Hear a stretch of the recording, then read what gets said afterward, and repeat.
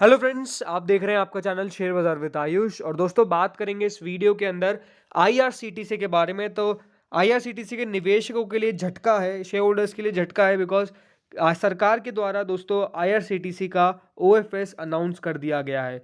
तो इस वीडियो में हम डिस्कस करेंगे कि कौन सी वैल्यू पे जो ओएफएस आया है, यानी सारी डिटेल्स को दोस्तों हम इस वीडियो में समझेंगे कि किस प्रकार का यहाँ पर कंपनी के जो शेयर सेल है वो होता हुआ नजर आएगा, कौन से प्राइस पे होता हुआ देखने को मिलेगा, करंट मार्केट प्राइस से कितना डिस्काउंटेड है, ये हम समझेंगे दोस्तों इस वीडियो के अंदर। तो एक महत्वपूर्ण वीडियो होने वाला है, तो पूरा आप जरूर देखिएगा। फ्रेंड्स, पहली बार अगर आपने चैनल को विजिट किया है, चैनल को जरूर सब्सक्राइब कर लीजिएगा ताकि ऐसे इन्फॉर्मेशन आपको सबसे पहले मिल सके।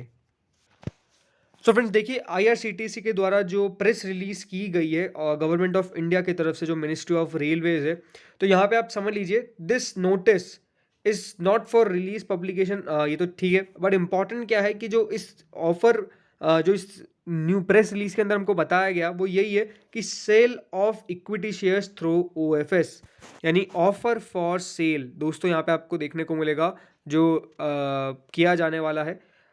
ऑफर फॉर सेल है, कल से ये दोस्तों स्टार्ट होता हुआ देखने को मिलेगा और 2 दिन तक ये जो ओएफएस है वो बेसिकली आपको ओपन रहता हुआ देखने को मिलेगा।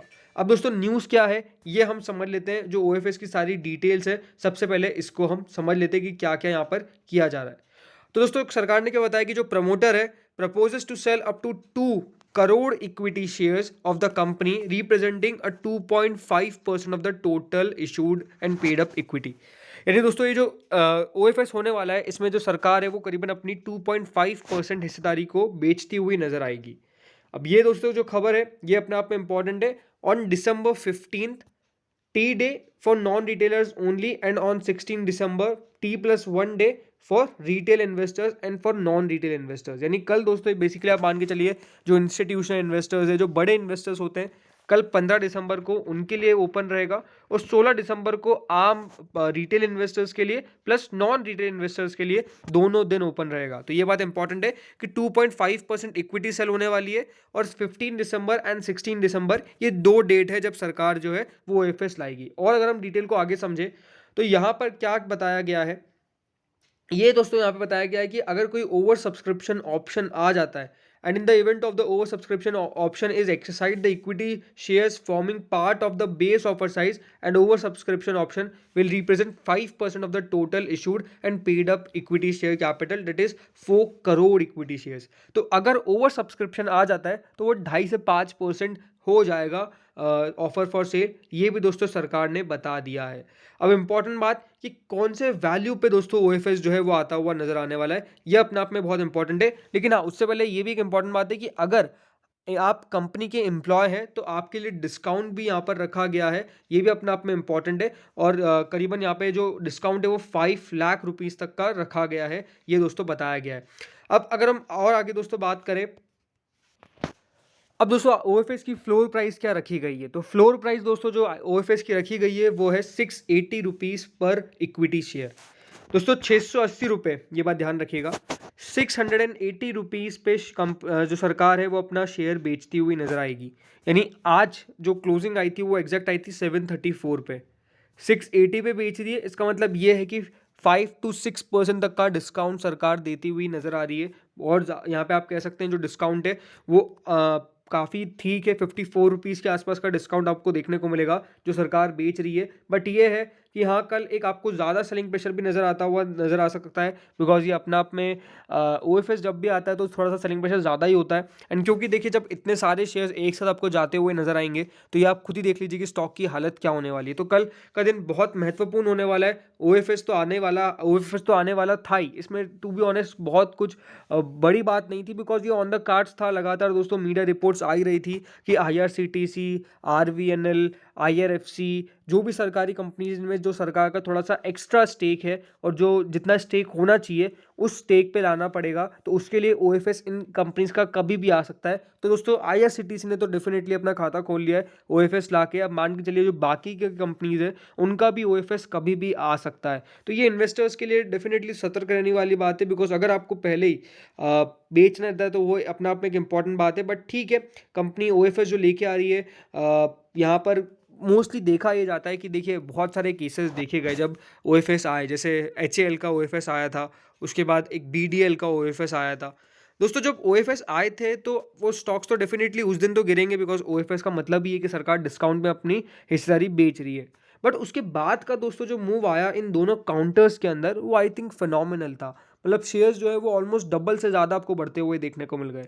ओएफएस की बात कर रहा हूँ, बिकॉज ओएफएस से पहले पहले होता क्या है दोस्तों, दिमाग में ये टेंशन रहती है सारे इन्वेस्टर्स का कि कभी भी सरकार ओएफएस ना लिया है।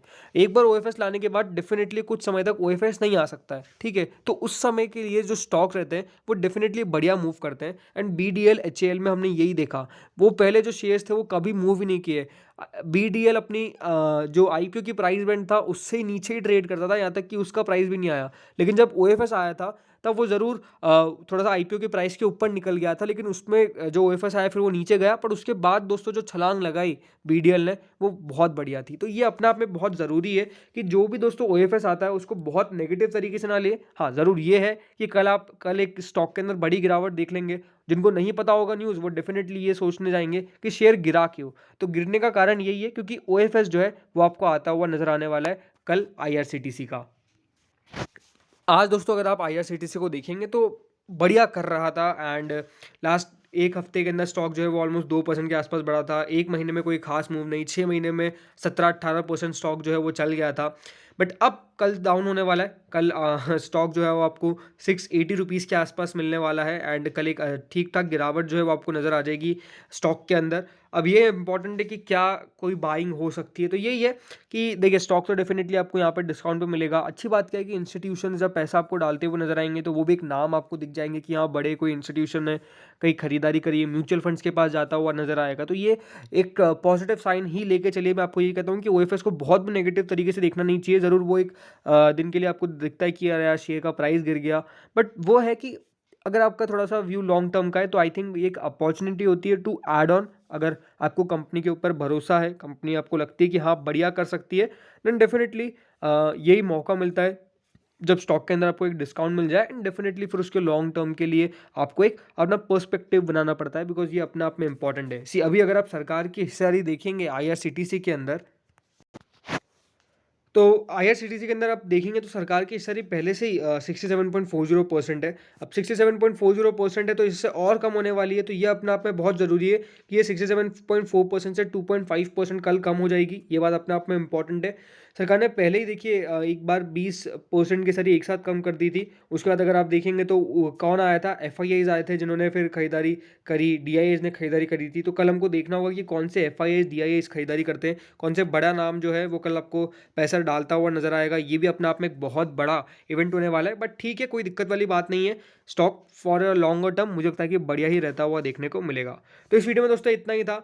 होप सो वीडियो बढ़िया लगा होगा। अगर लगा तो लाइक कर देना, चैनल से पहली बार जुड़े सब्सक्राइब कर देना। Thank you friends watching this video.